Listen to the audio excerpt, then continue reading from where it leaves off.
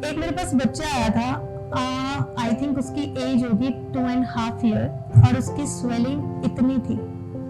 टंग cancer मान लीजिए, palette cancer मान लीजिए, सॉफ्ट पैलेट कैंसर मान लीजिए, या फिर आप थ्रोट कैंसर मान लीजिए, आप माउथ कैंसर मान लीजिए, ठीक है। ये सब कुछ इन चीजों से आज भी 80% पेरेंट्स ऐसे हैं कि वो ये सोचकर बैठते हैं कि कीड़ा लगे कोई बात नहीं, दांत निकल जाएगा, परमानेंट दांत आ जाएगा। क्योंकि हम बहुत हाई कंटेंट शुगर थिंग्स खाते हैं, लाइक कैंडीज हो गया, आपकी कोल्ड ड्रिंक्स हो गए, आपके स्टिकी फूड हो गए।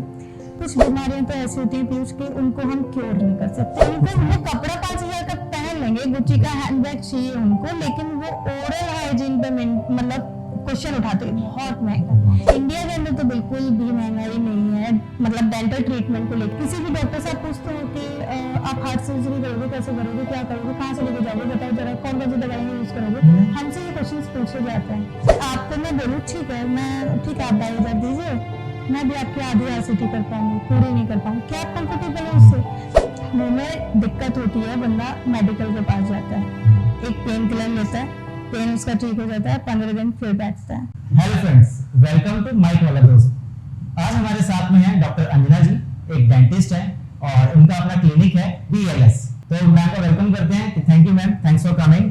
तो आप आए।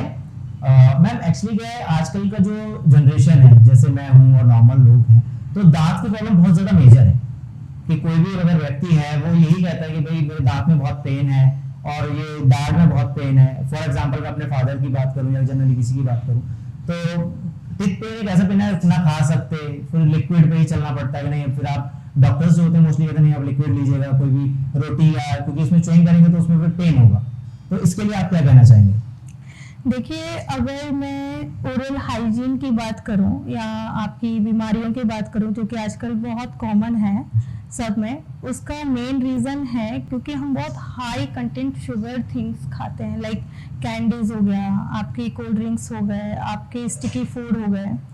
पहले ऐसा नहीं होता था, पहले लोग बहुत रॉ फूड खाते थे। रॉ फूड कभी भी आपके दांतों में ना बहुत ज़्यादा स्टिक नहीं करता, जिसकी वजह से इतनी कैविटीज नहीं होती थी, हमारी ओरल कैविटी बहुत क्लीन रहती थी। आजकल ना तो हम प्रॉपर हाइजीन मेंटेन करते हैं और ऊपर से शुगर इतना कंटेन हम यूज करते हैं कि कैविटी होना एक बहुत नॉर्मल सी बात है।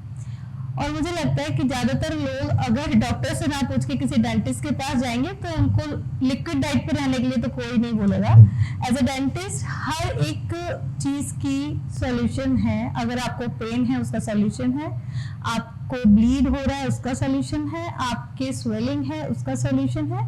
हाँ, ये जो एक मिथ है कि लोग डेंटिस्ट पे ना जाके फिजिशियन से भी दांतों की दवाइयां ले लेते हैं, तो फिजिशियन उसमें कुछ नहीं करेगा, वो दर्द की दवाई देगा और आपको बोल देगा लिक्विड डाइट पे रहो। बिल्कुल ऐसे ही होता है। या फिर आपको अगर कोई अच्छा फिजिशियन होगा तो शायद वो आपको एक राय देगा कि आप डेंटिस्ट के पास जाओ।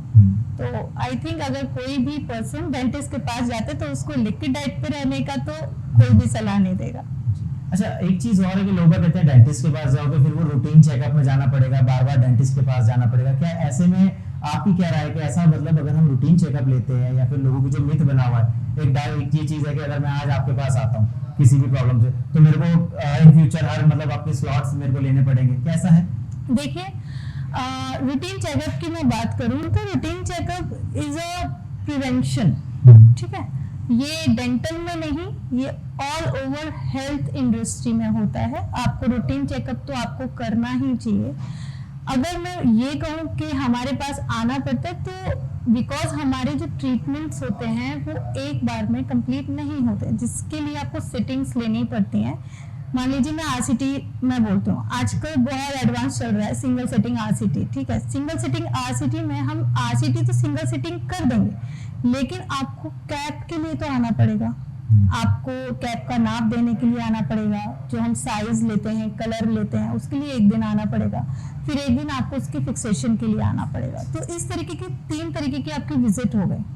हर ट्रीटमेंट एक जैसा नहीं होता, मैं ये नहीं कहूंगी हर ट्रीटमेंट में आपको विजिट देने पड़ते हैं। अगर आपके दांत गंदे हैं, स्केलिंग आपकी सिंगल सिटिंग होती है।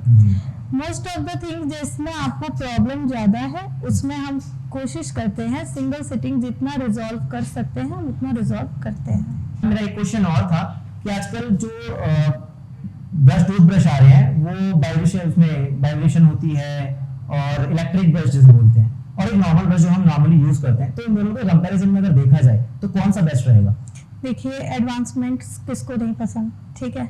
अगर हम मैनुअल और हम इलेक्ट्रिक में कंपैरिजन करते हैं तो ऑफ कोर्स ही बात है, प्लाक रिमूवल के लिए इलेक्ट्रिक बेस्ट है। उसमें आपको एफर्ट्स कम देने पड़ते हैं, आपको उसमें दिमाग नहीं लगाना कि कैसे मूव करना है, क्या करना है, वो अपनी खुद करता है, वाइब्रेशन कर रहा है, वो अपना मोशन कर रहा है। आप और सबसे अच्छा जो उसमें एक पॉइंट होता है कि उसमें टाइमर और प्रेशर का सेंसर होता है। वो एक 2 टाइम की जो ब्रशिंग होती है, 2 मिनट्स की ब्रशिंग जो होती है, वो अपने एक टाइम में करके कंप्लीट कर देता है। तो आपके एफर्ट्स कम हो रहे हैं, आपको ये सोचना ही नहीं पड़ रहा कि मुझे कहाँ कोई प्लाक तो नहीं रह गया, कुछ गंदगी तो नहीं रह गई, वो इजीली उसको रिमूव कर रहा है। सेकेंड थिंग्स क्या होता है ना कि बच्चे आजकल ह्यूमन से कम अट्रैक्ट हो रहे हैं, मशीन से बहुत अट्रैक्ट हो रहे हैं, ठीक है। तो बच्चों के लिए वो बहुत बढ़िया पॉइंट हो जाता है कि ये देखो ये इलेक्ट्रिक ब्रश है, तो बच्चे बहुत जल्दी करेक्ट हो जाते हैं। तो उससे ओरल हाइजीन बच्चों की बहुत अच्छी मेंटेन रहती है, गम्स आपके बहुत अच्छे रहते हैं। ओरल हाइजीन मेंटेन करने में इलेक्ट्रिक ब्रश बहुत अच्छा है। लेकिन अगर मैं कंपैरिजन करूं, कंपैरेटिवली मैनुअल उससे काफी सस्ता है अगर आप बजट पे आते हैं। अच्छा, अगर आप बजट की बात करते हैं, बिल्कुल। देखिए, अगर आप बजट की बात करते हैं कि सस्ता और महंगा हो सकता, लेकिन मैम का जो कहना है कि जो इलेक्ट्रिक ब्रश है वो अच्छा है, लेकिन अगर हम सस्ता और नॉर्मल यूज की बात करते हैं तो नॉर्मल ब्रश भी, मतलब जो भी आपका बजट है उसके अकॉर्डिंग वो भी बेस्ट है जी। क्योंकि ऐसा होता है, देखिए मैनुअल ब्रशेस हर कहीं अवेलेबल है, हर कोई यूज कर सकता है, उसके लिए कोई पावर हमें नहीं चाहिए, हम कहीं पे भी यूज कर सकते हैं। अगर आप एक सही टेक्निक के साथ, सही तरीके से, सही प्रेशर के साथ मैनुअल ब्रशेस भी यूज करते हो तो वो भी आपको वैसा ही रिजल्ट देगा जैसा कि एक इलेक्ट्रिक ब्रश देता है, ठीक है। जस्ट बिकॉज ऑफ के मशीनरी इतना ज़्यादा बढ़ गई है तो हर कोई एडवांसमेंट पे भागता है, हर किसी को एक अट्रैक्ट होता है, अट्रैक्शन चाहिए कि मतलब इलेक्ट्रिक अच्छा है या मैनुअल अच्छा है। तो ऐसा नहीं कहूँगी कि मैनुअल खराब है या इलेक्ट्रिक बहुत खराब है, दोनों ही अपनी अपनी जगह अच्छे हैं, उसके कुछ फायदे हैं, उसके कुछ फायदे हैं, बस यही है। तो दोनों ही बेस्ट है, दोनों ही अच्छे हैं, बस आपको यूज करना आना चाहिए। अगर मैनुअल को अगर आप सही ढंग से, सही तरीके से आप यूज कर रहे हो तो आप यूज करिए, मैनुअल करिए, बस टेक्निक अच्छी करिए। दूसरा जो चीजों पे हमें ध्यान देना चाहिए वो देना चाहिए, हमारा हम पेस्ट कैसा यूज कर रहे हैं। फ्लोराइड कंटेंट अगर हम पेस्ट यूज करते हैं तो वो बहुत अच्छा होता है, हमारे एनामल को स्ट्रेंथन देता है, उसको मजबूत बनाता है, केरीज कम होती हैं उससे। और अगर मैनुअल ब्रश की बात करें तो जितना सॉफ्ट ब्रिस्टल होता है वो उतना ही ज्यादा अच्छा होता है, आपके गम्स को नहीं हर्ट करता, आपके दांतों को क्लीन करता है। बस आपको ध्यान देना चाहिए कि आपका जो ब्रश है वो ओवरऑल ओरल कैविटी में पहुंच रहा है या नहीं जी। ऐसा नहीं कि आपने एक जगह बहुत ज्यादा कर लिया, एक जगह नहीं किया, ठीक है। तीसरा कि आप जब भी ब्रशिंग कर रहे हो आपको इतना ध्यान देना चाहिए, बहुत हार्श ब्रशिंग नहीं करनी होती है। बहुत से लोग काम करते करते ब्रशिंग करते हैं, 5 मिनट कर रहे हैं, 10 मिनट कर रहे हैं, ये कोई ब्रशिंग का टाइप नहीं है। आप 2 मिनट्स करिए एक नॉर्मल प्रेशर के साथ, एक ठीक टेक्निक के साथ, आपको कोई प्रॉब्लम नहीं होगी। जी, ठीक है, समझ गया। अच्छा, एक चीज मैं और पूछ रहा था मैम कि आजकल जैसे बच्चे होते हैं, बच्चों के पेन होने लगता है, दांत, दूध के दांत जिसे बोलते हैं वो गिर जाते हैं, तो उस चीज में जो पेरेंट होते हैं उनको किन चीजों का ख्याल रखना चाहिए जिससे कि बच्चों की जो पेन है उसको हम कम कर सके, और डेंटिस्ट के पास जाना चाहिए या नहीं चाहिए? क्योंकि नॉर्मली क्या होता है, क्योंकि पुराने जमाने से यही चीज होती है कि बच्चों के दांत तो टूटेंगे, लेकिन बच्चा उसमें पेन होता है, बच्चे को स्टमक पेन होता है, बच्चे को लूज मोशन भी लगते हैं उस केस में, तो आप उसके लिए क्या सजेशन देना चाहेंगे? देखिए, अगर मैं बच्चों की बात करती हूँ तो प्रिवेंशन सबसे बड़ा क्योर है, ठीक है। ये लोगों का मिथ है कि बच्चा है अभी कोई जरूरत नहीं है डेंटिस्ट के पास जाने में। बहुत सिंपल सी बात है, अगर आपके बच्चे के मुंह में एक दांत भी आया है ना तो आपको उसकी केयर करनी है, आपको सफाई करनी है, ठीक है। जो लोग कहते हैं ना फीवर आ गया बच्चे को, दांत निकल रहे हैं, पेट में दर्द हो रहा है, उसको ये हो गया है, लूज मोशंस हो गए हैं, तो उसका रीजन ये है जब टीथिंग होती है, मतलब दांत निकलते हैं हमारे, तो उस बीच बच्चे की एक हैबिट होती है, वो सब कुछ अपने मुंह में लेता है, हाँ, सब कुछ मुंह में लेता है, तो वो बिल्कुल बाय सलाइवा या कुछ भी उठा लिया, फोन उठा लिया, कुछ भी ले लिया, तो कोई चीज इतनी स्टरलाइज नहीं होती है, ठीक है। आप डायरेक्टली और इनडायरेक्टली आप कुछ ना कुछ उसके मुंह में इन्फेक्शन डाल रहे हो, ठीक है, जिससे उसको दिक्कत होती है। ऐसा कोई नहीं होता कि दांत निकलने से बच्चे का पेट खराब होता है, ये खराब होता है जो वो बच्चा हैबिट करता है उस ड्यूरेशन में, ठीक है। और दूसरा कि दांत निकल जाते हैं बच्चों के दूध के, वो तो निकलते ही हैं, शेड ऑफ होंगे तभी आपके परमानेंट टीथ आएंगे, एक मेरे पास बच्चा आया था, आई थिंक उसकी एज होगी 2.5 ईयर और उसकी स्वेलिंग इतनी थी, ठीक है, जस्ट बिकॉज उसके केरीज थे, उसको इनिशियली पेन हुआ होगा, बच्चा इतना नहीं बताता, मदर्स ने भी नहीं देखा, ना मदर ने देखा ना फादर ने देखा, जब उसकी स्वेलिंग इतनी हो गई उसके बाद वो आया, मतलब उसके इतना ज्यादा इन्फेक्शन हो चुका था कि उस बच्चे ने विदाउट LARCT कराई थी मुझसे। What is LARCT ma'am? मतलब एक RCT एक प्रोसीजर होता है जिसमें हम लोकल एनेस्थीसिया देते हैं जिससे पेशेंट डिस्कम्फर्ट फील ना करे। बच्चे ने वो भी नहीं लगवाया क्योंकि उसको इतना पेन था, एक्चुअली उसको पेन इतना हो रहा था, उसका इतना फेस जो था वो इतना सूज गया था, और छोटा बच्चा जैसे 2.5 इयर्स का बता रहे हैं, तो ऑब्वियस सी बात है, तो नहीं मैंने तो ये नहीं कहूंगी मैं कि बच्चा है दांत टूट जाएंगे तो कीड़ा है बना रहने दो, नहीं रहने दो, आप उसको दिखाओ जी, दिखाना ही एक सॉल्यूशन है। मैंने बोला ना प्रिवेंशन सबसे बेस्ट क्योर है बच्चे के लिए। आप प्रिवेंटिव ट्रीटमेंट लो ना, आप दिखाओ ना बच्चे को, कोई दिक्कत तो नहीं हो रही। वैसे तो आजकल कुछ पेरेंट्स हो रहे हैं, मतलब इतने जागरूक हैं कि वो जाते हैं बच्चों को लेकर, अगर कोई प्रॉब्लम होती है दिखाते हैं, लेकिन आज भी 80% पेरेंट्स ऐसे हैं कि वो ये सोचकर बैठते हैं कि कीड़ा लगे कोई बात नहीं, दांत निकल जाएगा, परमानेंट दांत आ जाएगा। लोगों की हाँ ये आजकल पेरेंट्स हैं। हाँ जी। अच्छा मैम एक चीज और बताइए, जैसे आजकल लोग बाग देखा आपने कि बहुत ही यंग जनरेशन के बच्चे हैं, वो भी टबैको एंड गुटखा यूज कर रहे हैं, और जो ओल्ड एजेस हैं वो भी ये करते ही हैं मोस्टली। तो इसमें जैसे दांत जो होते हैं, टीथ जो होते हैं, वो उनकी जो डैमेज होता है वो किस लेवल पे हो सकता है और कितना डेंजरस है ये? देखिए टिक तो मैं कहूंगी बहुत बाद में आया, सबसे पहले तो बॉडी को ये इतना हार्म कर देता है ना वो, लाइक कैंसर, लाइक जो भी, हाँ कुछ भी मान लीजिए, आप टंग कैंसर मान लीजिए, पैलेट कैंसर मान लीजिए, सॉफ्ट पैलेट कैंसर मान लीजिए, या फिर आप थ्रोट कैंसर मान लीजिए, आप माउथ कैंसर मान लीजिए, ठीक है, ये सब कुछ इन चीजों से होता है और ये चीज हर कोई जानता है, ठीक है। आज की दुनिया ऐसी है कि देखा देखी बहुत चलता है, लोगों को लगता है ये करने से हम कूल लग रहे हैं तो लोग करते हैं, बट अगर आप इनकी बीमारियों की बात करो तो कुछ बीमारियां तो ऐसी होती हैं पीयूष के उनको हम क्योर नहीं कर सकते। अब आ जाओ, वो होता है कैंसर, ठीक है। कैंसर से होने से पहले एक कंडीशन होती है प्री कैंसरस कंडीशन, जिसको अगर हम ओरल उसमें डिसीजेस में गिने तो जस्ट लाइक आपका OSMF हो गया, लाइकन प्लानस हो गया। OSMF मैंने बहुत नॉर्मल देखा है, जो गुटखा खाते हैं उन पेशेंट्स में, उसमें क्या होता है आपका मुंह खुलना ही बंद हो जाएगा एक टाइम, हाँ, जैसा मैंने आप देखा भी है, बिल्कुल इतना सा मुंह खुलेगा। तो आप सोचो कि जो चीज खुली नहीं रही है आप खाओगे कैसे, आप लिक्विड डाइट पे आ गए, आप जियोगे कितना। उसको अगर आपने एक सही टाइम तक क्योर कर लिया तो क्योरेबल है, अदरवाइज तो वो क्योरेबल नहीं है। अगर आप इनिशियल स्टेज की बात करते हैं, ये तो बहुत एक्सट्रीम स्टेज होगी। इनिशियल स्टेज में आपका टीथ कलर चेंज हो जाएगा, ठीक है, एनामल आपका इरोड हो जाता है पूरा, एनामल इरोड होने की वजह से टूथ में मतलब आपका फूड हो जाएगा, स्टक हो जाएगा, कैविटीज लगेंगे, आपको सेंसिटिविटी बहुत बढ़ जाएगी, आप माउथ स्मेली हो जाएगा। हाँ, इनामल सबसे हार्डेस्ट पार्ट होता है दांत का, ठीक है, अगर वही इरोड हो गया तो आपके दांत में कुछ नहीं बचा, ठीक है। तो ये चीजें बहुत होती हैं, किस कंडीशन पे पेशेंट आ रहा है उस पर डिपेंड करता है कि ये क्योरेबल है या नहीं। तो मैम जैसा कि अभी आपने मेरे को बताया कि अवेयरनेस आजकल लोगों में, पेरेंट्स में आ गई है अपने बच्चों के लिए, बट लेकिन स्टिल आज भी काफी सारे पेरेंट्स हैं जो अभी बहुत इजीली बच्चों को ले लेते हैं, उनके टीथ आ रहे हैं नहीं आ रहे हैं, या फिर गंदे हैं, या फिर किस एज के बच्चे को टीथ ब्रश नहीं कराना चाहिए, कहते हैं बीमार पड़ जाएगा अगर ब्रश कराएंगे तो, जब उसके कहीं ब्लीडिंग ना हो जाए, तो इस चीज पे आप क्या कहना चाहेंगे? देखिए बच्चे बीमार कभी भी ब्रशिंग से नहीं होता, हैबिट से होता है। आप गंदा ब्रश उसको यूज कराओगे ऑफ कोर्स बीमार पड़ जाएगा, आप गलत तरीके से उसको ब्रशिंग कराओगे ऑफ कोर्स उसमें ब्लड निकलेगा। सॉफ्ट टिश्यू ही तो है, गम्स क्या है, सॉफ्ट टिश्यू, आप उसको घिसोगे तो ब्लड तो निकलेगा ना। अगर आप सही टेक्निक यूज करते हो, सॉफ्ट ब्रश यूज करते हो, बच्चे को कोई प्रॉब्लम नहीं होता। और बच्चे के अगर मुंह में एक दांत भी है, मैंने पहले भी बोला था, अगर एक दांत भी है तो आपको ओरल हाइजीन मेंटेन करनी है, दैट्स इट, ठीक है। अगर आप अवेयरनेस की बात करो तो पेरेंट्स को, बच्चों के लिए तो थोड़ा अवेयरनेस आ गया है इंडिया में, और उसको मैं ये भी बोल सकती हूँ कि आजकल पेरेंटिंग बहुत ज्यादा हाइट पे चल रही है, बच्चों को ही देखते रहते हैं पेरेंट्स, ठीक है। अगर उन पेरेंट्स को खुद को अगर मैं पूछूं ना तो उनके खुद के पास इतनी प्रॉब्लम्स होती हैं जो वो कभी भी सॉर्ट आउट कराते ही नहीं है, वो डेंटिस्ट के पास जाते ही नहीं है।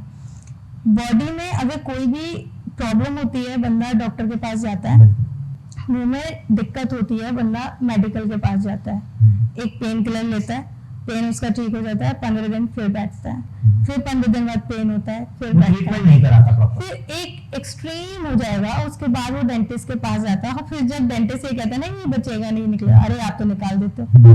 तो ये है कि आप किस तरीके का ट्रीटमेंट लेना चाहते हो, आप किस स्टेज पे ट्रीटमेंट बिल्कुल आप सही टाइम पे। जैसे मैं बहुत सुनती हूँ अपने पेशेंट से, अरे मैम ये तो बहुत महंगा ट्रीटमेंट कर रहे हो आप तो बहुत पैसा ले रहे हो, ये क्या कर रहे हो। आपने कभी भी ये कार्डियोलॉजिस्ट से क्वेश्चंस किए हैं कि आप ट्रांसप्लांट कर रहे हो, इतना पैसा क्यों ले रहे हो? क्यों? क्योंकि आपको लगता है मैं मर जाऊंगा अगर ये नहीं होगा।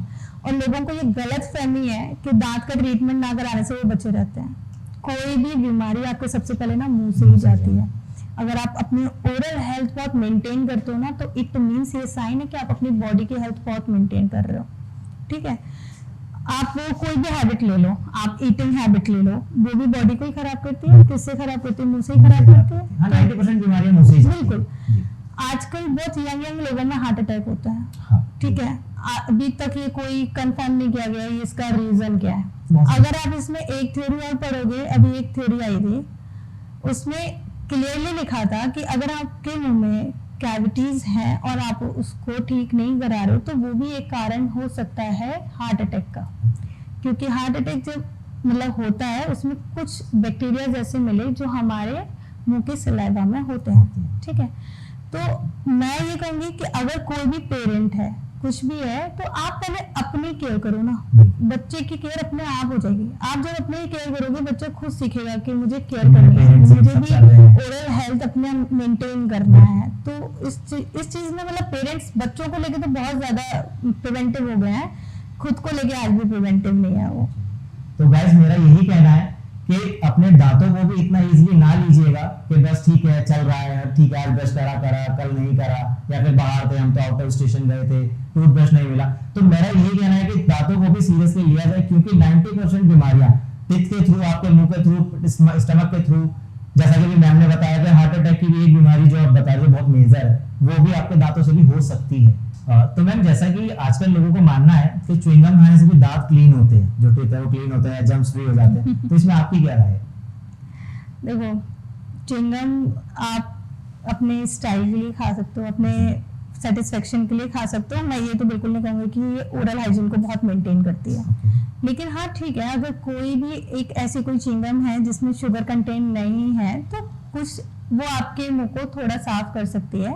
जस्ट बिकॉज जब आप च्युइंग करते हो तो आपके मुंह में एक सलाइवेशन होता है जो कि बहुत ज्यादा हो जाता है, जिससे अगर आपके इंटरडेंटल कोई भी चीज फंसी है या कोई भी खाना छोटा मोटा फंसा है तो वो निकाल सकता है उसको। ठीक है, बट ये तो मैं बिल्कुल रिकमेंड नहीं करूंगी कि आप च्युइंगम कीजिए और ब्रश मत कीजिए, आपके ओरल हाइजीन बहुत मेंटेन रहेगी। बिल्कुल, ये बिल्कुल उससे रिलेट नहीं करता, ऐसा कुछ भी नहीं है। नहीं, क्योंकि बच्चे ना इस चीज को बहुत जल्दी हैबिट बना लेते हैं। हाँ। उनको इजी गोइंग चीजें, उनको ब्रश नहीं करना, उनको च्युइंगम खाना है, इससे कूल भी लगेंगे, दांत भी साफ होंगे। तो मैं ऐसा कोई भी पॉइंट नहीं बोलना चाहती जिससे मिसलीडिंग हो के नहीं च्युइंगम खाने से भी दांत साफ होते हैं, ऐसा कुछ नहीं। च्युइंगम से जो माउथ उसमें प्रॉब्लम है, जैसे टॉन्सिल्स हो जाते हैं, जैसे नहीं, ये देखिए हर चीज आपकी बॉडी में एक एक्सेसिव यूज के बाद होता है। आप अगर च्युइंगम को एक सर्टेन टाइम तक खाते हो तो आपके लिए वो बहुत अच्छा है, आपके लिए वो योगा है आपके लिए। ठीक है, आप एक कंडीशन ले रहे हो कि माउथ क्लीनिंग होती है या नहीं, ठीक है, आप उस चीज को ले सकते हो बट एक सर्टेन टाइम तक। लेकिन आप सोचो कि उसको एक हैबिट बना लिया आपने,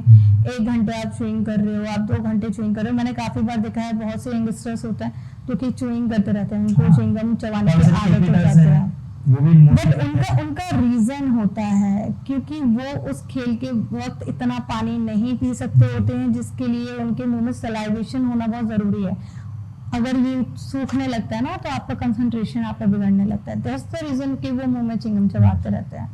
ओके जी, ठीक है। तो कोई भी ऐसा पॉइंट आप मेरे को बताओ जो नॉर्मल, जैसे मेरे पेरेंट है, नहीं पता, ऐसा मैं एक पेरेंट हूँ तो मुझे नहीं पता, जो हमें अपने बच्चों के लिए, अपनी फैमिली के लिए हमें अवेयर रहना चाहिए, सिक्योर रहना चाहिए, स्पेशली फॉर टीथ। देखिए, बच्चों के लिए तो मैं ये बोलूंगी कि आप अगर ये सोच में है कि बच्चे के अभी दूध के दांत हैं, टूट जाएंगे, परमानेंट दांत होंगे, हम तब देखेंगे, ऐसा कुछ नहीं होता है। अगर बच्चे के दांत हैं, उसको कोई प्रॉब्लम है, अगर आप प्रॉपर हाइजीन मेंटेन नहीं कर पा रहे हैं, आपको किसी बात का कंफ्यूजन, आप जाइए ना, आप जाइए डेंटिस्ट के पास, आप पूछिए। और आप अगर नॉर्मल लोगों की बात करें तो मुझे ऐसा लगता है कि सभी लोगों को एक अवेयरनेस के तौर पर अपनी ओरल हाइजीन को सबसे इम्पोर्टेंट पार्ट समझना चाहिए।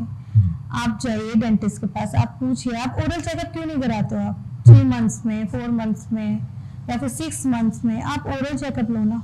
जी। इतना भी मुझे नहीं लगता इंडिया के अंदर डेंटिस्ट की इतनी फीस होती है। ये भी क्वेश्चन है कि लोगों को ये कि डेंटिस्ट के पास जाऊंगा वो बहुत महंगे होते हैं, 5,000 बिल्कुल नहीं, मैं आप उस पे चले जाते हैं। इस चीज पे तो मैं बिल्कुल डिनाई करूंगी, क्योंकि इंडिया के अंदर तो बिल्कुल भी महंगाई नहीं है। मतलब डेंटल ट्रीटमेंट को लेकर अगर आप कंपेयर आपने अगर यूएस से या किसी भी अदर कंट्रीज से कर लिया तो आप खुद देखोगे कि ह्यूज डिफरेंस है, ह्यूज। क्योंकि वहाँ पे लोग प्रिवेंटिव ट्रीटमेंट पे इतना खर्चा करते हैं ना कि वो ये नहीं देखते कि ये मेरा दांत है या ये मेरा हाथ है, वो देखते हैं कि हाँ मुझे इससे होने वाली आगे कोई बीमारी नहीं होनी चाहिए। आज भी आप यूएस वगैरह में जाएंगे तो डेंटल सबसे ऊपर होता है, उसके बाद आपके और डॉक्टर्स आते हैं। ओके। प्रिवेंशन में भी सबसे ऊपर होता है। ओके। और इंडिया में तो कोई प्रिवेंटिव ट्रीटमेंट की बात ही नहीं करता, यहाँ पे तो ट्रीटमेंट ही क्योरेटिव लेकर आते हैं। तो थोड़ा सा आप ये बताएंगे कि इसमें फीस मिनिमम और जैसे थोड़ा बहुत अगर फीस के बारे में आइडियाज, क्योंकि आजकल लोगों की मेंटालिटी बन गई है डेंटिस्ट के पास जाने का मतलब है मोटा खर्चा। तो जैसे इंडिया आप बाहर की बात कर रहे हैं, यूएस की बात कर रहे हैं या फिर किसी भी कंट्री की बात कर रहे हैं, बट इंडिया में जैसे बेसिक टेंटेटिव भी आप बता सकते हैं, किसी भी एक नॉर्मल डेंटिस्ट के पास जाते हैं तो मिनिमम कितना खर्चा है, हम कितनी फीस नॉर्मल फीस में अपना टीथ का जो रेगुलर चेकअप है करवा सकते हैं। देखिए पीयूष, फीस क्या होता है ना, फीस एक एक्सपीरियंस बेस्ड फीस होती है, ठीक है। किसी पेशेंट, किसी डॉक्टर के पास अगर 15 इयर्स का एक्सपीरियंस है, वो आपको एक वर्ल्ड क्लास डेंटल ट्रीटमेंट दे रहा है, आपको एक बहुत अच्छा डेंटल ट्रीटमेंट दे रहा है। ऑफ कोर्स ये बात है कि डेंटल इंडस्ट्री इतनी सस्ती नहीं है, हमें ही महंगी पड़ती तो हम पेशेंट को कैसे सस्ता दे देंगे, सिंपल थिंग है, ठीक है। अगर आप किसी भी एक जनरल डेंटिस्ट के पास जाते हो तो आई थिंक इंडिया के अंदर 500 से ऊपर आपको फीस नहीं मिलेगी, ठीक है। बहुत ही नॉर्मल हाँ ये नॉर्मल है, नॉर्मल डॉक्टर्स की नॉर्मल 800 होती है, ठीक है। डेंटिस्ट की मैं बता रही हूँ मैक्स टू मैक्स ज्यादातर आपको 500 के अंदर ही मिल जाएंगे। अगर फीस बहुत अच्छा डॉक्टर है तो, बहुत ही अच्छा डॉक्टर है तो बात अलग है। और फीस का ये कोई दायरा नहीं होता, कोई भी डॉक्टर अपने एक्सपीरियंस के अकॉर्डिंग, अपने ट्रीटमेंट के अकॉर्डिंग, अपने ट्रीटमेंट मतलब वो जिस तरीके से ट्रीटमेंट देता है या पेशेंट को जिस तरीके की फैसिलिटी प्रोवाइड कर रहा है उसके अकॉर्डिंग वो फीस अपना डिसाइड कर सकता है। तो दोस्तों मैं जैसे कि मैम ने बताया और मैंने सुना और आपने भी सुना कि दांतों के साथ खिलवाड़ नहीं करना, बहुत नॉमिनल फीस में हम अपना रेगुलर चेकअप करवा सकते हैं। जैसे मैम ने बताया कि नॉर्मल 500 से लेकर, कुछ डॉक्टर 400 भी लेते होंगे, 400 से लेकर 1000 के अंदर भी अगर आपका रेगुलर चेकअप हो जाता है तो मैं यही कहूंगा हमें करवाना चाहिए, क्योंकि दांत हमारे लाइफ के लिए, हमारे लिए बहुत इंपॉर्टेंट है। जो आजकल जो यंग पेशेंट है ना, वो आपको डेंटल ट्रीटमेंट में या फिर ट्रीटमेंट में मेनली जो एक एटीट्यूड है पेशेंट का टुवर्ड्स डेंटिस्ट, वो बहुत बेकार है। मतलब और ये ना उनकी बात करें जो कि पढ़े लिखे हैं, एजुकेटेड हैं, उनकी आज भी जो हमारे फार्मर्स हैं या फिर जो भी छोटे लोग हैं वो इजीली आके आपको एक ट्रीटमेंट आप बताएंगे उनको कि देखिए ये करवाना है, वो करवाते हैं। लेकिन कोई पढ़ा लिखा होता है, एक तो वो अपनी आधी गूगल नॉलेज लेकर आता है, ठीक है, उससे हम परेशान होते हैं कि अरे मैम ये क्यों, वो क्यों, फलाना क्यों। ट्रीटमेंट करने से पहले हमें पूरा एक्सप्लेन करना पड़ता है। क्या आप किसी भी डॉक्टर से इस तरीके से बात करते हैं? किसी भी डॉक्टर से आप पूछते हो कि आप हार्ट सर्जरी करोगे, कैसे करोगे, क्या करोगे, कहाँ से लेके जाओगे, बताओ जरा, कौन कौन सी दवाइयाँ यूज करोगे? हमसे ये क्वेश्चंस पूछे जाते हैं लिटरली, और हमको ये एक्सप्लेन करना पड़ता है कि आप क्या करोगे, आपका क्या ट्रीटमेंट प्लान रहेगा। फिर एक बार जो गंदा लगता है एज अ डॉक्टर कि अच्छा आप 3000 लेते हो आरसीटी के? नहीं नहीं नहीं, मैं तो 3000 नहीं दे पाऊंगा, मैं तो 2500 ही दे पाऊंगा। मतलब बार्गेन करना स्टार्ट करते हैं। अगर आपको मैं बोलूँ ठीक है आप 2500 दीजिए, मैं भी आपकी आधी आरसीटी कर पाऊंगी, पूरी नहीं कर पाऊंगी, क्या आप कंफर्टेबल हो उससे? तो जब आप आधी चीज में कंफर्टेबल नहीं हो, आपको अपना पूरा ट्रीटमेंट चाहिए, आपको अपना अच्छा ट्रीटमेंट चाहिए, आपको चाहिए कि आपको पेन नहीं होना चाहिए, तो आपको जो चीज बताई जा रही है तो आप उसको तो पे करोगे, ठीक है। आप अपने आप को पढ़ा लिखा बोलते हो। आज के लोग 1 लाख 1.5 लाख का फोन लेके चलते हैं, लेकिन लिटरली मेरे सामने बंदी iPhone 16 Pro लेके बैठी थी और मैंने उसको बोल दिया था कि स्केलिंग का 1200 होगा, वो ये सुन के चली गई कि अरे ये तो बहुत महंगा है। वही चीज आजकल लोगों ने अपनी बॉडी से खिलवाड़ कर रहे हैं अपने। उनको वो कपड़ा 5000 का पहन लेंगे, गुच्ची का हैंडबैग चाहिए उनको, लेकिन वो ओरल हाइजीन पे मतलब क्वेश्चन उठाते हैं बहुत महंगा। इतना भी महंगा नहीं है, अगर आप प्रॉपर ट्रीटमेंट लेते हो किसी भी चीज का, इतना महंगा नहीं है जितना आपने बना रखा है उसको। ट्रीटमेंट्स आपके लिए महंगे हैं, लेकिन आपकी जो एक्स्ट्रा एसेसरीज है वो महंगी नहीं है आपके लिए। तो उस चीज पे मेरे ख्याल से सोचना चाहिए सबको जी। तो मैं भी यही कहूंगा गाइस कि जैसा कि मैम ने अभी आपको बताया, लोग बहुत क्वेश्चनिंग करते हैं कि इतने का क्यों, आप इतना ज्यादा पैसे ले रहे हो, वो तो कम में ले रहे हैं, या फिर इतने में बार्गेनिंग कर लेते हैं, लाइक सब्जी मंडी, जैसे सब्जी मंडी में लोग बार्गेनिंग करते हैं। तो वही चीज है, मैं यही कहूंगा अपनी ऑडियंस से और मैम से और सबसे कि अपनी हेल्थ के लिए बार्गेन करना बहुत ही गलत बात है। जैसा कि मैम ने बताया कि मैम को ये सारी चीजें फेस करनी पड़ती है। तो guys I request you all कि ऐसी चीजें हम नहीं करें जो, अगर हम फॉर एग्जांपल कोई मेरे से कहता है या फिर कोई डॉक्टर आपसे कहता है कि नहीं मैं तो हाफ ही सर्जरी करूंगा, तो आपको कैसा लगेगा कि नहीं इतने पैसे में इतना वो डायलॉग है ना, इतने में इतना ही मिलेगा। तो अगर ये चीज होगी तो आप भी समझिएगा कि ऐसा ना करें, और जैसा डॉक्टर्स हैं उनकी रेस्पेक्ट करें, जैसा वो कह रहे हैं वैसा उनकी जो गाइडेंस है, जो उनकी इंस्ट्रक्शन उन्हें फॉलो करें। तो मैम जैसा कि अभी आपसे बात करी, आपने बताया दांतों के बारे में, तो एक क्वेश्चन ये था कि जैसे जैसे मैंने पहले भी एक बात की थी कि लोग केमिस्ट से दवाई ले लेते हैं, किसी मेडिकल स्टोर से लेते हैं, दांत में दर्द है दवाई बना देना भैया, तो 20-30 रुपए दवाई बना देते हैं, और फिर एक चीज और कि क्या वो दोबारा चीज 10 या 15 दिन बाद दोबारा उनको वही प्रॉब्लम होने लगती है, क्या ये सही है? एक्चुअली ये तो बहुत अच्छा पॉइंट है, जस्ट बिकॉज के दांत अपने आप को ठीक नहीं कर सकता और मेडिसिन तो उसको बिल्कुल ठीक नहीं कर सकती। दांत एक ऐसी चीज है, अगर उसमें कोई भी प्रॉब्लम हुई है तो आपको डेंटिस्ट के पास ही जाना चाहिए, वही एक सही तरीका है। आपको कोई भी प्रॉब्लम, आपको पेन है, आपको सेंसिटिविटी है, लोग क्या करते हैं कि आजकल बहुत ऐड चलता है ना सेंसोडाइन रैपिड, उनको सेंसिटिविटी उन्होंने लिया सेंसोडाइन और लगा लिया, फिर एक टाइम बाद क्या होता है वो सेंसोडाइन रैपिड भी काम करना बंद कर देता है जी। क्योंकि आप रेजिस्टेंस अपने अंदर उसको डेवलप कर लेते हो, उस पेज से आप इतने रजिस्ट हो जाते हो कि वो काम ही करना बंद कर देता है। साथ उसको करते हैं, आपको पता ही नहीं है, वो एक मेडिकेटेड पेस्ट है, वो एक सर्टेन टाइम तक ही यूज करना है, उसके बाद आपको स्टॉप करना है जी। ठीक है, आप उसका ट्रीटमेंट लीजिए, आप डॉक्टर के पास जाइए, आप डॉक्टर की गाइडेंस में लीजिए ना उसको।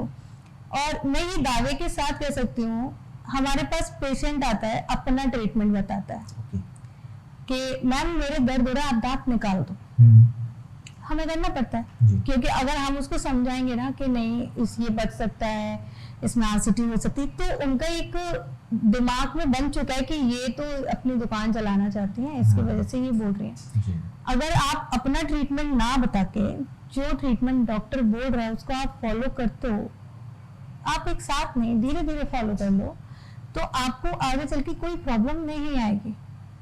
बट क्वैक के पास नहीं जाना है, डॉक्टर के पास जाना है, इसको ध्यान रखना है।